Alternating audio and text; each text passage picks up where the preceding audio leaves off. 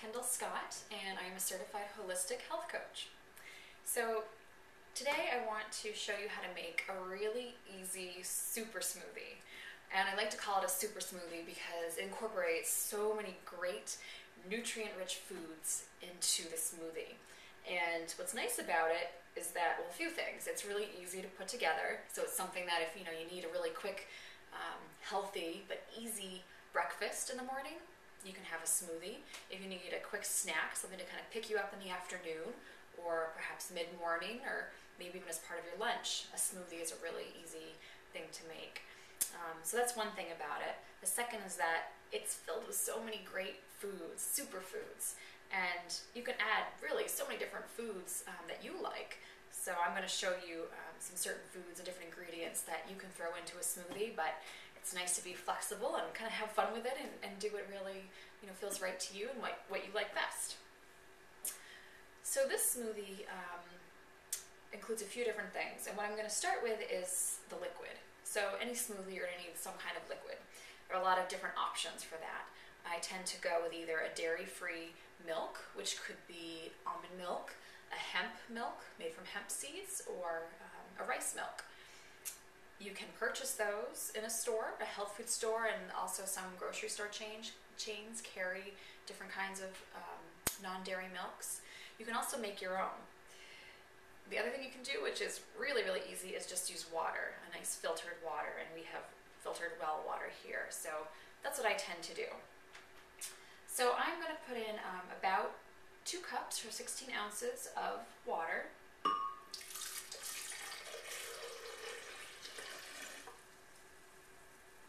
And again, it doesn't have to be an exact measurement. I always say just kind of feel it out a little bit. I'm not big on following recipes, right down to the nitty-gritty details. And sometimes, this varies quite a bit depending on how thick you like your smoothie, or what kind of flavor you want it to have.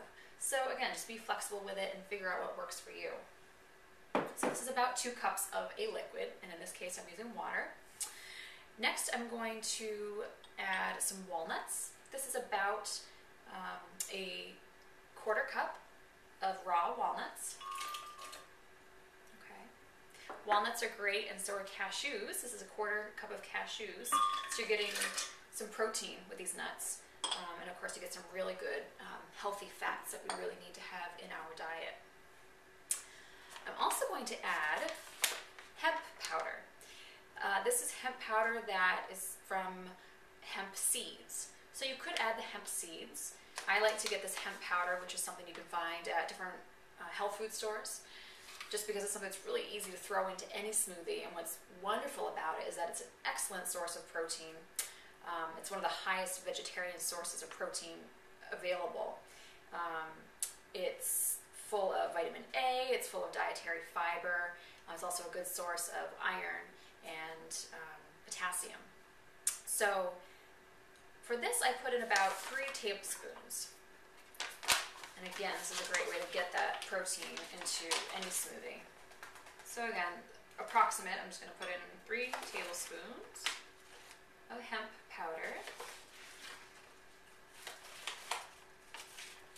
I always encourage my clients to use whole foods. That's really the best way to eat, is to eat those whole foods, because in our society today we talk so much about the different parts of food, vitamins and minerals, vitamin A, vitamin E, this and that, all those pieces, but foods work together as a whole. So when you have something like a banana, you really want to eat that banana as a whole food, or blueberries as a whole food. And if you can do the hemp seeds instead of the hemp powder, that's even a better step, because we don't really know completely how all those nutrients, how all those vitamins and minerals and parts of each food work together. So it's important to try to get that whole food whenever you can. Sometimes it's a little more convenient to do something like this, a powder, which is, there are no ingredients added to it, it's just the powder from the hemp seeds, ground hemp seeds. Sometimes it's a little more convenient, but the closer you can get to the whole food, the better, definitely. So I'm actually just going to blend what I have in here right now, just to get the walnuts and the cashews blended up nicely. I'm going to put it on blend it on a low setting.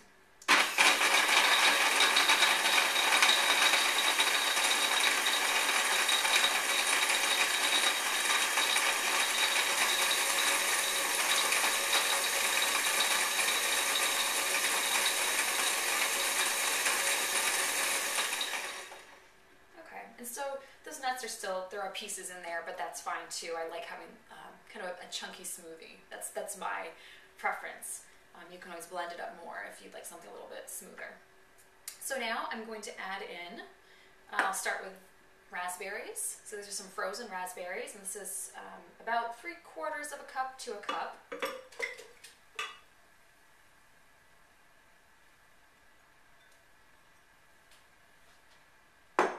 And again, about 3/4 to a cup of frozen blueberries.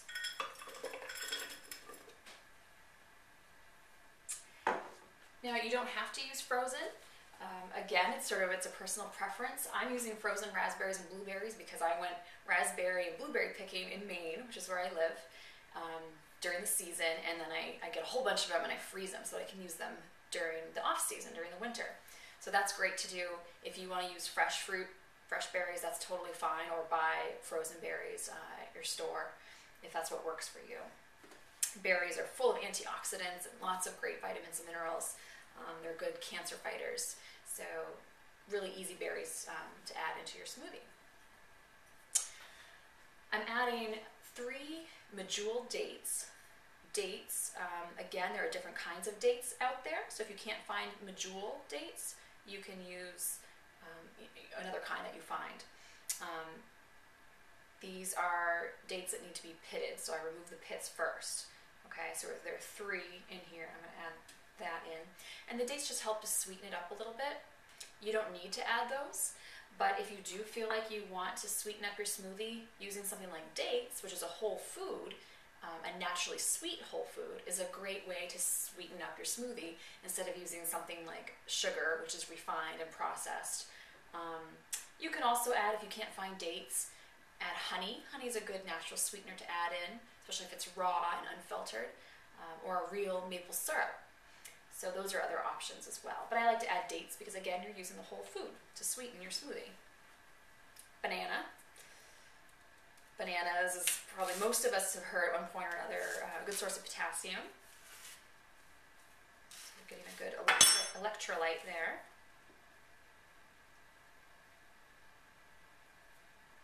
So I'm just going to break that up a little bit and add my banana. And that's it. So now I'm just going to blend again. I always kind of start on a lower speed and then increase it a little bit. It just seems to blend a little bit better in my KitchenAid blender, but it may be different for yours.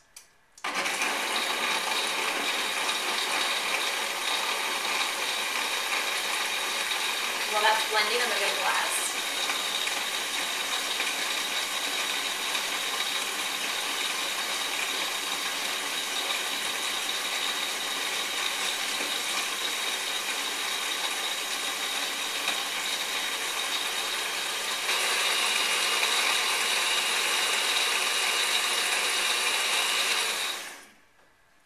So now that's pretty well blended. Again, you may want to blend it more or less depending on how you like your smoothie. At this point, if you decide that you'd like a thinner smoothie, you could always add more water. If you'd like it thicker, you could always add an extra banana, or you could actually add a half or a whole avocado. That helps to thicken up your smoothie. And that's another great fruit to add into any smoothie, so I could certainly throw in some avocado into this and you get some really good nutrients with that as well. Okay, so now I'm going to pour this into my glass.